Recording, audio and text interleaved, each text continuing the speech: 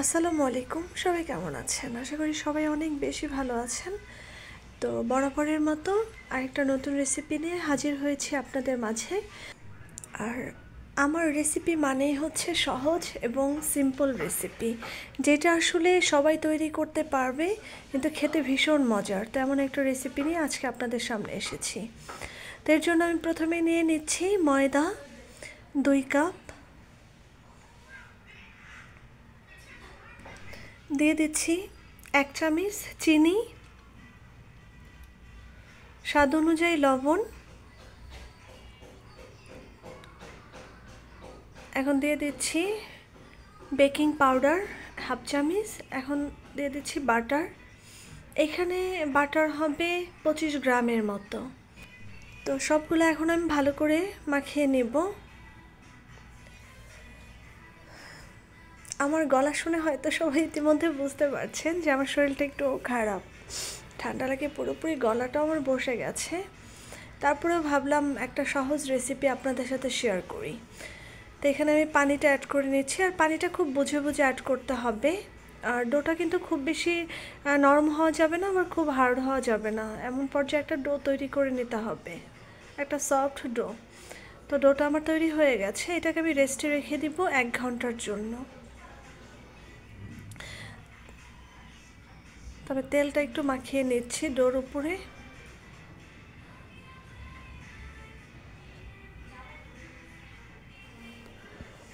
এখন এটা আমি 1 ঘন্টার জন্য রেস্টে রেখে দিব। তো 1 ঘন্টা পর ফিরে আসলাম, দেখতেই পাচ্ছেন ডোটা কত সুন্দর সফট হয়েছে।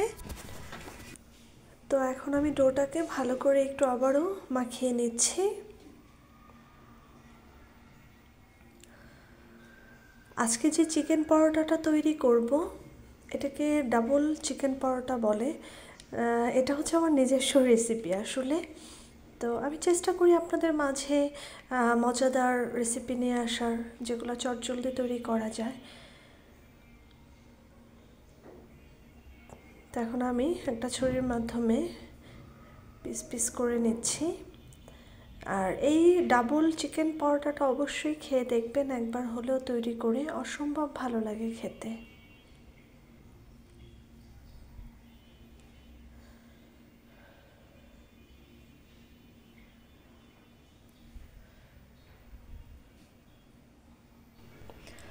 তো সবগুলো ডো আমার তৈরি করা হয়ে গেছে। এখন একটা বেলনির সাহায্যে গোল করে আমি বেলে নেব। আর এই ডাবল চিকেন পরোটাটা সকালের নাস্তায়, বিকেলের নাস্তায় বা বাচ্চাদের টিফিনেও আপনারা দিতে পারবেন। এটা খেতে ভীষণ মজার, আর তৈরি করাটাও খুবই সহজ, সেই সাথে খুব হেলদি একটা রেসিপি। তো আমি আরেকটা ডো রাউন্ড করে বেলে নিচ্ছি।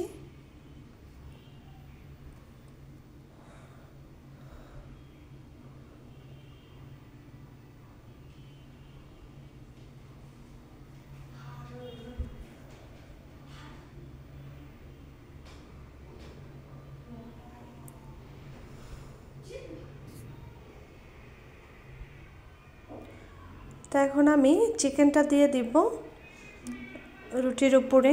তো এই চিকেনটা আমি তৈরি করেছি আপনার মুরগির বুকের অংশটা ছোট ছোট পিস করে আমি কেটে নিয়েছি। এরপরে হচ্ছে বাঁধাকপি, পেঁয়াজ কুচি, মরিচ কুচি, barbecue sauce, tomato sauce, soya sauce, আর হচ্ছে অল্প একটু সয়াবিন তেল, স্বাদ অনুযায়ী লবণ।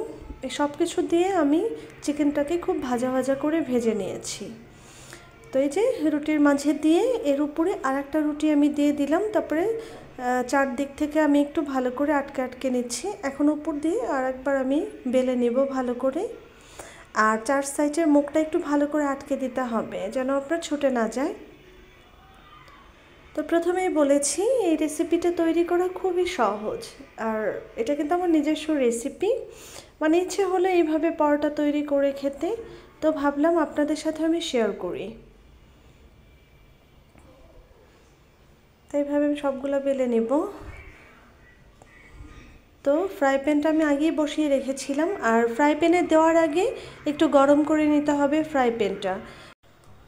যখন এই চিকেন পরোটাটা দিবেন তখন কিন্তু চুলার আঁচটা মিডিয়াম থাকবে। একদম শুরু থেকে শেষ পর্যন্ত মিডিয়াম হিটে এই পরোটাটা তৈরি করে নিতে হবে। তো আমি একটু তেল দিয়ে দিলাম। এই পরোটাটা আপনারা ঘি দিয়ে ভাজতে পারেন, বাটার দিয়েও ভাজতে পারেন, কিন্তু আমি সয়াবিন তেলটা দিয়ে ভেজে নিচ্ছি।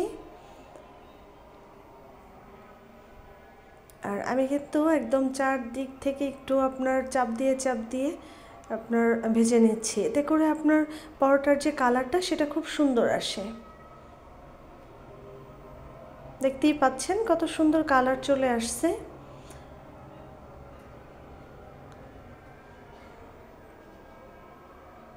আর যখন দেখবেন যে দুনো সাইডের এই ধরনের কালার চলে আসছে, ওই সময় কিন্তু চুলার আঁচটা একটু কমিয়ে দিতে হবে। মিডিয়াম টু লো হিটের চেয়ে একটু বেশি হিট রাখতে হবে। একদম মুচমুচে করে আপনার পরোটাটা ভেজে নিতে হবে। মুচমুচে করে ভেজে আপনার খেলে যে স্বাদ পাবেন সেটা কিন্তু আপনার নর্মাল যে পরোটাটা আমরা ভাজি যেভাবে মুচমুচে হয় না অনেকের পরোটা, দেখবেন যে মুচমুচের একটা স্বাদ আর মুচমুচে না হলে আর এক স্বাদ। তো দেখতেই পাচ্ছেন যে আমি কিন্তু একদম খুব সুন্দর করে মুচমুচে করে ভেজে নিচ্ছি পরোটাটা। আর এইটা চাইলে আপনারা পরোটা শেপ দিয়েও নিতে পারেন, কিন্তু আমি রাউন্ড শেপটাই দিয়েছি। তো প্রথমটা আমার হয়ে গেছে, তো দ্বিতীয়টাও তৈরি করে নিচ্ছি। যখন চুলাতে দেওয়া হবে তখন কিন্তু মিডিয়াম হিটে থাকবে। আর যখন দেখবেন যে পরোটাটা তেল দেওয়ার পরে কালার আসতেছে, ওই সময় কিন্তু চুলার আঁচটা মিডিয়াম টু লো হিটের চেয়ে একটু বেশি আঁচে রাখতে হবে। আর এই পরোটাটার আমি চিকেনটা যেভাবে তৈরি করেছি, বিশ্বাস করেন এইভাবে আপনার barbecue sauce, tomato sauce, soya sauce, এরপরে হচ্ছে আপনার পেঁয়াজ কুচি, রসুন কুচি, মরিচ কুচি বা সব কিছু দিয়ে চিকেনটাকে ভাজা ভাজা করে ভেজে তারপরে আপনার পরোটার ভিতরে দিয়ে এভাবে তৈরি করে খেয়ে দেখবেন অসম্ভব ভালো লাগবে খেতে। তো এই পরোটাটাও আমার মুচমুচে করে ভাজা হয়ে গেছে। তো এখন আমি তুলে নেব। তো এখন আমি দেখিয়ে দিচ্ছি যে ভিতরটা কেমন হয়েছে। আর দেখতেই পাচ্ছেন অনেক সুন্দর হয়েছে কিন্তু দেখতেও, আর খুব মুচমুচে হয়েছে। এটা দেখতে যেমন সুন্দর, খেতেও কিন্তু ঠিক তেমন মজার। তো আমার এই রেসিপিগুলো যদি আপনাদের ভালো লাগে এবং কাজে আসে, অবশ্যই আমার চ্যানেলটা সাবস্ক্রাইব করে আমার পাশে থাকবেন, আমাকে সাপোর্ট করবেন। তা আমি ভিতরটা ছেড়ে দেখিয়ে দিচ্ছি কেমন হয়েছে। দেখতেই পাচ্ছেন। তো খুব ভালো থাকবেন সবাই, সুস্থ থাকবেন, আমার চ্যানেলটা বেশি বেশি করে সাবস্ক্রাইব করবেন। আসসালামু আলাইকুম।